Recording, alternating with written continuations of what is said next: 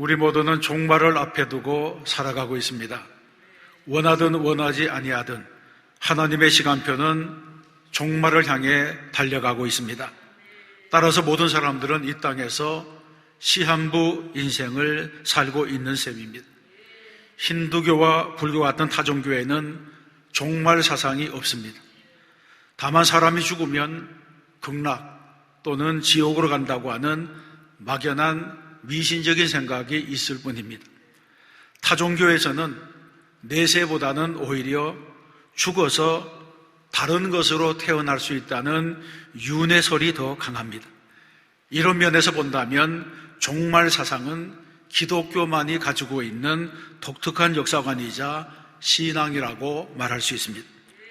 기독교가 말하는 종말에는 두 가지가 있습니다. 첫 번째는 개인의 종말입니다. 사람은 누구나 한 번 죽게 되어 있습니다. 대부분의 사람들은 죽음이라고 하는 것이 나와는 상관이 없는 다른 사람의 일이라고 생각하지만 죽음에는 예외가 없습니다. 인류의 조상인 아담과 하와가 범죄하여 죽음이 오게 된 이후에 그 누구도 죽음에서 벗어난 사람이 없습니다. 그래서 모든 사람들은 생물학적인 수명이 다하게 되면 개인적인 종말을 맞이하게 되고 죽음 앞에서 누구나 홀로 서게 되는 것입니다. 두 번째는 역사의 종말입니다. 우주의 역사에도 끝이 있습니다. 특별히 기독교에서는 우주 만물을 창조하신 하나님께서 죄로 가득한 이 세상을 끝내시고 예수 그리스도의 재림을 통하여 세상을 심판하는 날이 오는데 그날이 바로 종말이라고 말합니다. 오늘 본문에 보게 되면 주의 날이 도둑같이 오리라고 말씀하면서 역사의 종말은 누구도 피할 수 없는 뜻밖의 순간에 예수님의 재림과 더불어 이루어진다고 말씀합니다. 이 두 가지가 바로 기독교가 가르치고 있는 종말관입니다. 그런데 초대교회 때로부터 종말에 대한 잘못된 생각과 잘못된 해석들이 있었습니다. 그 중에 첫 번째 것은 종말이 없다고 하는 주장입니다. 본문에 앞서 있는 3절로 4절 말씀에 보게 되면 먼저 이것을 알지니 말세에 조롱하는 자들이 와서 자기의 정욕을 따라 행하며 조롱하여 이르되 주께서 강림하신다는 약속이 어디 있느냐? 조상들이 잔 후로부터 만물이 처음 창조될 때와 같이 그냥 있다. 그렇게 말을 한다고 하는 것입니다. 여러분, 초대교회는 예수님의 부활과 승천을 목격한 교회였습니다. 그래서 예수님의 재림도 자신들이 살아있는 그 생전에 이루어질 것이라고 믿었습니다. 그런데 재림이 속히 이루어지지 않자 초대교회 안에 있던 교인들이 하나둘씩 세상을 떠나게 되었습니다. 그러자 교회 안에서 질문이 생겨났습니다. 주님은 다시 오시지 아니하는 것인가? 이런 질문으로부터 왜 오시지 아니하는가? 이런 질문까지. 그래서 초대교회 안에는 재림이 없다고 하는 이단의 무리까지 생겨나게 되었습니다. 그래서 어떤 자들은 주께서 강림하신다는 약속이 어디 있느냐? 이렇게 공개적으로 종말과 심판과 재림을 부정하면서 교회를 어지럽혔습니다. 교회는 지난 2000여 년 동안 이런 이란의 무리들과 또 하나님이 없다고 주장하는 무신론자들과 싸워서 진리를 수호해 왔습니다. 그러면 교회가 믿고 있는 진리가 무엇입니까? 초대교회는 예수님께서 승천하실 때에 갈릴리 사람들아 어찌하여 서서 하늘을 쳐다보느냐? 너희 가운데서 하늘로 올려지신 이 예수는 하늘로 가심을 본 그대로 오시리라 하는 이런 약속의 말씀을 받았습니다. 뿐만 아니라 예수님께서도 친히 가서 너희를 위하여 거처를 예비하면 내가 다시 와서 너희를 내게로 영접하여 나 있는 곳에 너희도 있게 하리라고 말씀하시면서 반드시 다시 오시겠다고 하는 약속을 하셨습니다. 그러므로 종말과 재림은 하나님의 분명한 약속이며 아직 이루어지지 않은 미래라고 하는 것입니다. 그래서 종말이 없다. 이런 것은 잘못된 생각이라고 하는 것입니다. 두 번째 잘못된 생각은 종말의 때를 정하는 것입니다. 종말의 때를 마음대로 정하는 일은 인간의 오만한 생각에서 오는 것입니다. 기독교는 2000년 역사 안에서 종말의 때를 제멋대로 정해서 사람들을 미혹하는 이단의 무리들이 많이 있었습니다. 한국 교회 안에서도 종말의 때를 안다고 주장하는 그런 무리가 있었습니다. 실제로 1992년 다미선교회의 이장림 일파는 그해 10월 28일에 재림이 임하고 종말이 온다고 주장했습니다. 이들의 태도가 얼마나 확신에 찼는지 정말 그때가 되면 세상 끝이 올 것 같은 그런 생각이 들 만큼 많은 사람들이 공포를 느끼기도 했습니다. 그래서 그들이 종말이라고 말하는 10월 28일에는 공중파 방송까지 그날을 생중계했지만 아무 일도 일어나지 않았습니다. 처음에는 날짜 계산에 착오가 있었다, 이런 변명을 늘어놓았다가 결국에는 재림의 때는 아무도 알 수가 없다, 이렇게 번복하면서 사과하는 그런 일이 있었습니다. 그러면 왜 이들은 이렇게 잘못된 주장을 하는 것입니까? 그리고 이들의 주장이 왜 틀린 것입니까? 우리는 성경에 있는 말씀을 통해서 명백하게 알 수 있습니다. 예수님께서는 마태복음 24장에서 그날과 그때는 아무도 모르나니 하늘의 천사들도 아들도 모르고 오직 아버지만 아시느니라고 말씀했습니다. 또 요한계시록에 보게 되면 내가 이 두루마리의 예언의 말씀을 듣는 모든 사람에게 증언하노니 만일 누구든지 이것들 외에 더하면 하나님이 이 두루마리에 기록된 재앙들을 그에게 더하실 것이라고 말씀했습니다. 여러분, 이것은 무엇을 말하는 것입니까?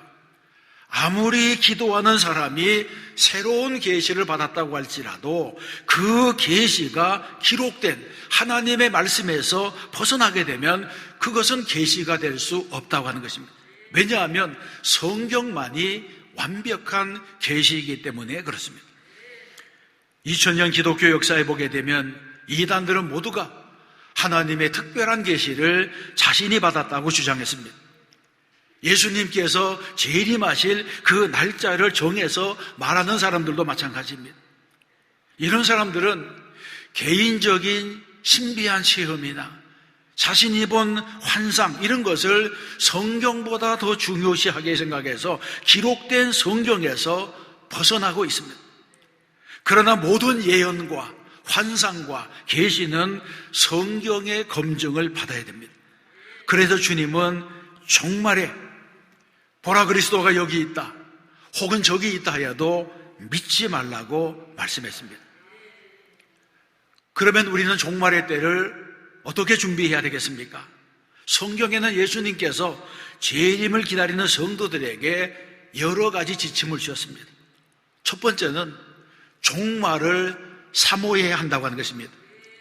10절 말씀해 보게 되면 주의 날이 도둑같이 오리라고 했습니다. 그리고 12절 말씀에서는 하나님의 날이 임하기를 바라보고 간절히 사모하라고 말씀하고 있습니다. 여기서 말하는 하나님의 날이라고 하는 것은 종말의 날, 심판의 날을 말하고 있습니다. 또 사모하라고 하는 명령은 모든 성도들은 심판의 날이 곧 다가올 것을 확신하고서 그 날을 기다려야 된다고 하는 것을 말해주고 있습니다. 그렇습니다. 성도는 언제나 종말을 준비하는 삶을 살아야 됩니다. 그런데 어떤 사람은 마치 종말이 없을 것처럼 제멋대로 삽니다. 게으르고 나태하게 삽니다. 악하고 이기적으로 삽니다. 타락해서 음란하게 삽니다. 그리고 하나님을 모독하며 방자하게 살아가는 사람들이 있습니다. 이런 사람들은 심판을 두려워하지 아니하고 오히려 진실하게 사는 그리스도인들을 비웃기까지 합니다. 본문의 무신론자들처럼 하나님을 모독하고 신자들을 조롱하면서 자신들은 영원히 살 것처럼 오만하게 살아간다고 하는 것입니다. 그러나 여러분, 종말이 없다고 생각하는 사람은 어리석은 생각입니다. 왜냐하면 태양을 손바닥으로 가릴 수 없는 것처럼 개인의 종말, 역사의 종말, 우주의 종말은 하나님의 시간표대로 다가오고 있기 때문에 그렇습니다.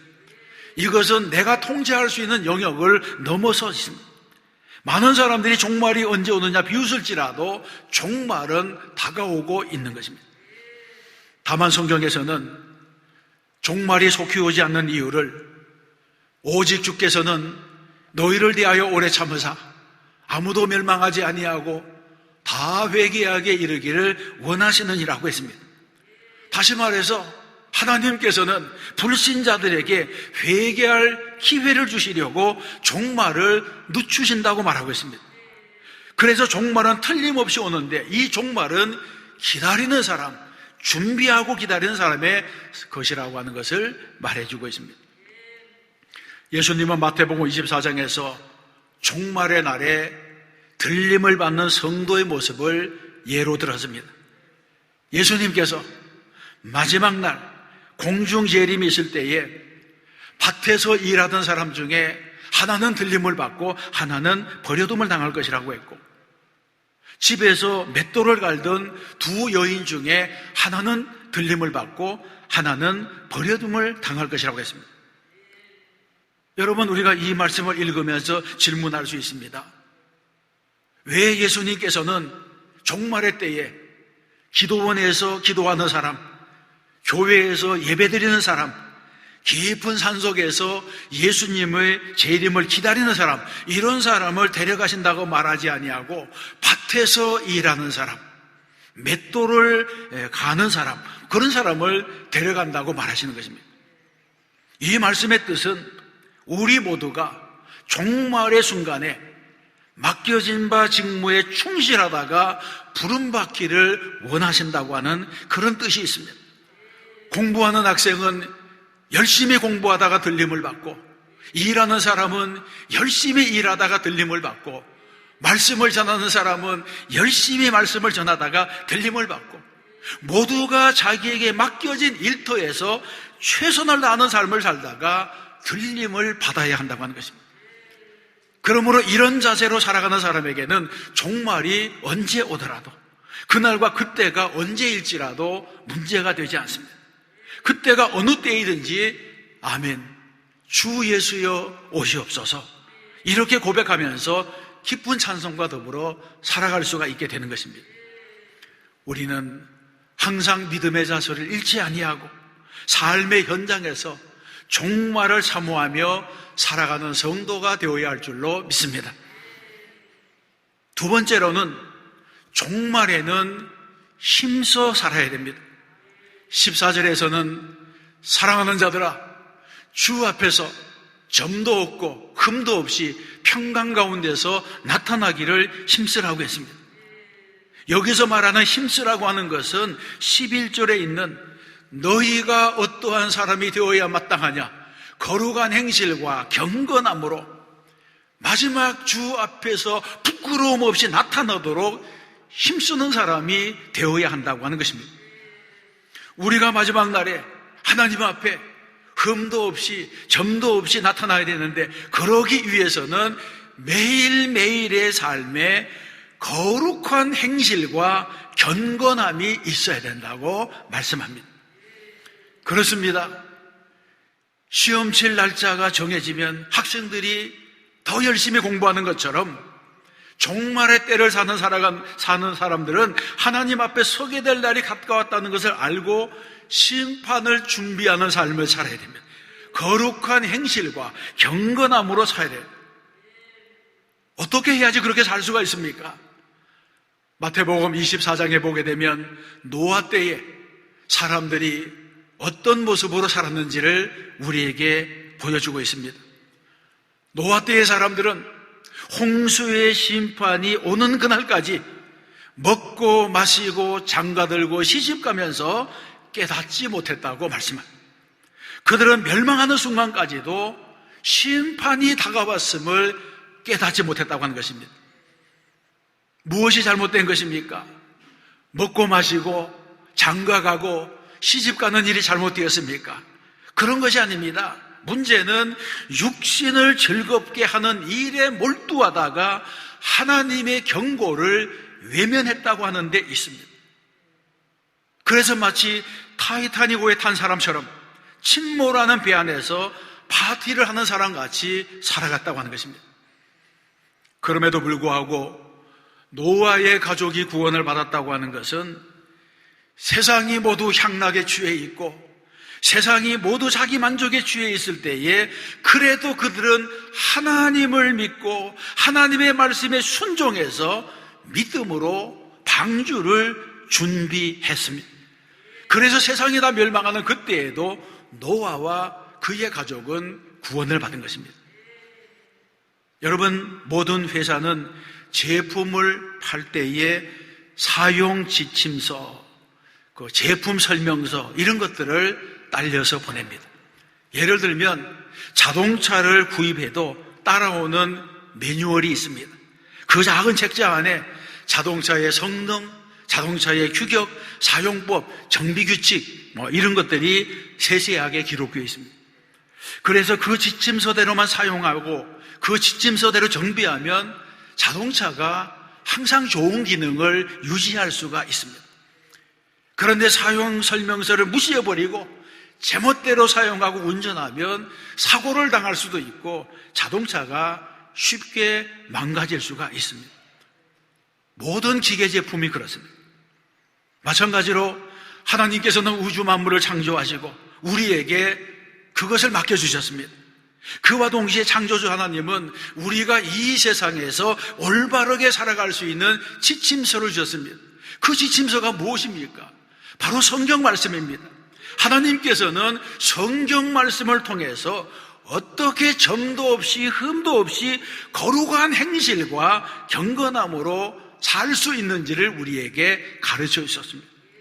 그래서 우리가 이 성경 말씀대로만 살면 복되고 형통할 수가 있습니다. 승리하며 살 수가 있는 것입니다. 그러므로 우리가 말씀에 따라 살아갈 때에 성경은 우리에게 삶의 나침판이 되고 새 하늘과 새 땅으로 인도하는 안내서가 되는 줄로 믿습니다. 우리는 아무쪼록 하나님의 말씀을 소중히 여기고 말씀대로 살려고 하는 성도들이 되어야 할 줄로 믿습니다.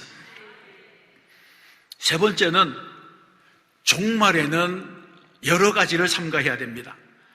17절에서 말씀하고 있습니다.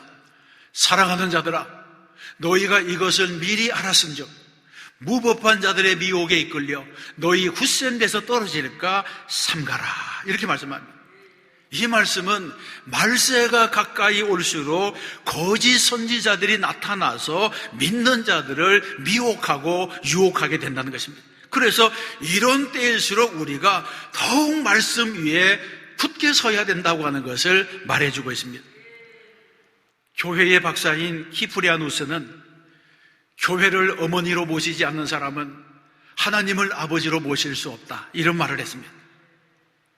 성도는 언제나 어머니의 품과도 같은 교회 안에 있어야지 안전합니다. 그래서 우리는 종말이 가까이 오면 가까이 올수록 교회 생활에 더 충실해야 됩니다. 포도나무 가지가 줄기에 붙어 있어야 되는 것처럼 우리는 교회에 붙어 있고 예수 그리스도에 굳게 붙어 있어야 합니다. 마치 어린아이가 어머니의 품에서 양육되는 것처럼 그리스도인들은 교회의 품에서 양육되어야 됩니다. 선한 목자가 주는 꼴을 먹어야 하는 것입니다. 미국 캘리포니아 국립공원에 레드우드 숲이 있습니다. 이 숲에는 수령이 2000년, 3000년 된 레드우드 삼나무들이 군락을 이루고 살아갑니다. 높은 나무는 그 높이가 100m에 이르고 그리고 그 나무둘레는 8m, 9m에 이르는 그런 고목들입니다. 나무를 연구한 학자들이 이렇게 큰 나무가 1000년, 2000년, 3000년 어떻게 비바람을 견디면서 여기에 이렇게 오랫동안 서 있을 수 있었는지 그것을 알려고 조사를 했습니다. 그래서 나무의 그 둘레를 파보았는데 중요한 것을 발견했습니다. 이 나무들은 뿌리를 깊이 받고 있었습니다. 그런데 뿌리를 깊이 받고 있는 것보다 더 중요한 것은 주변에 있는 다른 레드우드 삼나무들과 뿌리가 땅속에서 얽히고 설켜서 서로를 지탱해 준다는 것입니다. 그래서 어떤 폭풍이 와도 넘어지는 나무가 없다는 것을 알게 되었습니다. 여러분 신앙생활도 마찬가지입니다. 자기 혼자서 잘 믿어보려고 할 때에 시험과 유혹에 부딪힐 수가 있고, 또 시험과 유혹에 부딪혔을 때에 쉽게 넘어질 수가 있습니다. 그러나 교회라고 하는 공동체 안에 들어오게 되면 서로 의지하며 힘이 됩니다. 그래서 어떤 어려움이라도 함께 이겨낼 수가 있게 되는 것입니다. 특히 종말의 때를 살아가는 성도들은 좋은 교회, 하나님의 말씀 위에 굳게 세워진 교회, 진리를 가르치는 교회에서 신앙생활한다고 하는 것은 무엇보다도 중요한 일이 됩니다. 하나님의 교회를 사랑하고 말씀을 사모하고 예배 드리는 것을 기뻐하고 즐거워하는 성도가 되시기를 주님의 이름으로 축원합니다. 사랑하는 성도 여러분, 종말의 때가 가까우면 적그리스도의 무리들이 일어나고 사이비 신앙 집단들이 활개를 치고 거짓 선지자 사탄의 무리들이 바로하게 됩니다. 이런 미혹을 우리가 어떻게 이겨낼 수가 있습니까? 이런 미혹을 이겨내려면 하나님의 말씀 위에 굳게 서는 방법밖에 없습니다. 그러기 위해서 우리는 이 세상에 교회보다 더 좋은 것이 없다, 이 사실을 우리가 알아야 됩니다. 그래서 교회를 통해서 생수의 복을 받고, 교회를 통해서 생명의 양식, 풍성한 말씀의 꼴을 얻어야 됩니다. 우리는 만세반석 위에 세워진 교회 위에 깊이 뿌리를 내려야 하는 것입니다. 우리는 오늘을 살아가면서도 내일에 있을 종말을 기다리는 삶을 살아야 합니다. 이 세상이 전부가 아닙니다. 보이는 것이 전부가 아닙니다. 고린도전서에서 말씀합니다. 만일 그리스도 안에서 우리가 바라는 것이 다만 이 세상의 삶뿐이면 모든 사람 가운데 우리가 더욱 불쌍한 자이리라, 이렇게 말씀합니다.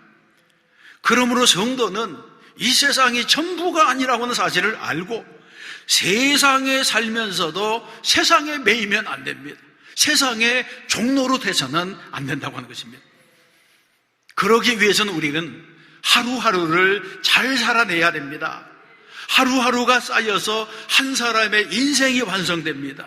썩은 기둥이나 썩은 재료로 내 인생을 쌓아가면 안 됩니다. 삶의 현장에서 그리스도의 증인으로 살라고 하는 것, 이것은 우리 신앙의 좌우명이 되어야 하는 것입니다. 신앙인은 세상을 살아갈 때에 미끼와 먹이를 구별해야 됩니다. 또한 씨앗과 양식을 구별해야 됩니다. 먹고 싶다고 해서 다 먹어버리고 하고 싶다고 해서 다 해서는 안 됩니다. 마귀의 유혹은 언제나 달콤하고 화려해서 먹음직도 하고 보암직도 하게 합니다. 그러나 성도들은 영적인 분별력을 가지고 취할 것을 취하는 사람이 되어야 할 줄로 믿습니다. 그러므로 그리스도인은 세상에 살면서도 세상에 빠져서는 안 됩니다. 물고기가 살아있을 때는 바닷물이 살 속에 스며들지 않습니다. 그러나 죽으면 살 속에 염분이 스며듭니다. 마찬가지로 우리도 영적으로 죽어버리면 세상에 정복당하고 지배당하게 됩니다. 만일 세상의 풍조가 나를 파고 들어왔다면 나는 이미 죽은 물고기가 된 것입니다. 그러나 살아있는 물고기는 아무리 몸집이 작아도 흐르는 물을 거슬러 올라갈 수가 있습니다. 성도도 역시 세상 풍조를 따르지 아니하고 주님의 가르침을 따르는 삶을 살 수 있다고 하는 것입니다. 만일 우리가 세상 풍조에 휩쓸려서 또 내려간다면 우리는 쓸모없는 그리스도인이 되고 말 것입니다. 말세에 우리가 어떻게 살아야 되겠습니까? 로마서 12장 2절 말씀에 보게 되면 너희는 이 세대를 본받지 말고 오직 마음을 새롭게 함으로 변화를 받아 하나님의 선하시고 기뻐하시고 온전하신 뜻이 무엇인지 분별하라고 말씀하고 있습니다. 우리 모두가 하나님의 심판을 염두에 두고 거룩한 행실과 경건함으로 살아가야 합니다. 그래야 할 때 하나님의 복 주심과 은혜가 우리의 삶 가운데, 우리 가정 가운데, 우리 자녀들의 미래 위에 임하게 될 줄로 믿습니다. 또 한 주간 말씀대로 살고 믿음으로 살아 승리하는 저와 여러분 되시기를 주님의 이름으로 축원합니다. 하나님 아버지 감사합니다. 오늘도 거룩한 주일을 우리에게 허락해 주시고 우리로 예배자가 되게 하여 주심을 감사합니다. 세상은 예배가 어려워지고 있고 많은 사람들이 예배에서 물러가고 있지만 그래도 우리가 거룩한 성일 주님 앞에 나와서 예배드립니다. 오늘 이 예배를 통해서 하나님의 은혜가 우리에게 임하고 우리의 소원과 우리의 기도의 제목이 하나님께로부터 응답받는 복된 시간 되게 하시옵소서. 또 한 주간 믿음으로 살아 승리하고 하나님의 영광이 되게 하여 주시옵소서. 예수님 이름으로 기도드리옵나이다. 아멘. 옆에 누군가 인수하겠습니다. 거룩한 행실과 경건함으로 살아갑시다. 거룩한 행실과 경건함으로 살아갑시다. 하나님께서 우리의 삶을 통해서 영광을 받아주시는 줄로 믿습니다. 함께 일어나셔서 공동체 고백문을 고백하겠습니다.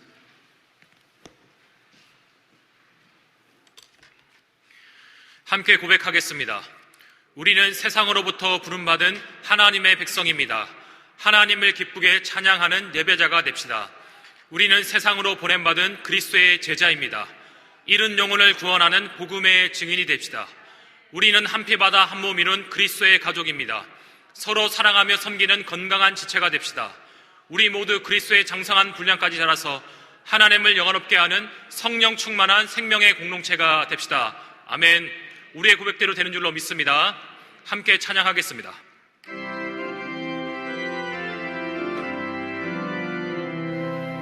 어디든지 예수 나를 이끌면 어디든지 예수가 함께 가려네. 예수가 함께 가니 가면 나겁고 예수님과 동행하면 겁없네. 어디를 가든지 겁낼 것 없네. 어디든지 예수가 함께 가려네.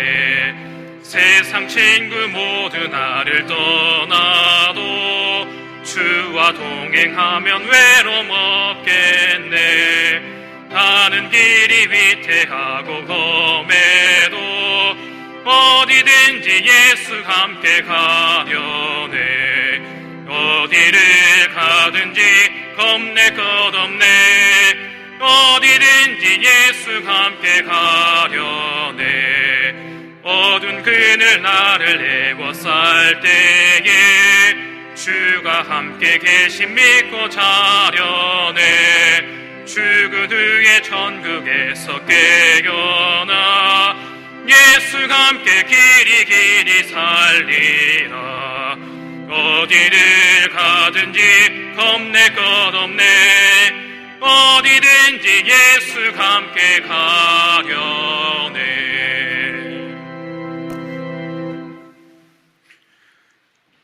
이제는 우리 주 예수 그리스도의 무한하신 은혜와 하나님 아버지의 극진하신 사랑과 성령님의 감화하시고 위로하시고 교통하심이 우리 가운데지로부터 영원히 함께 계시기를 간절히 축원하옵나이다. 아멘.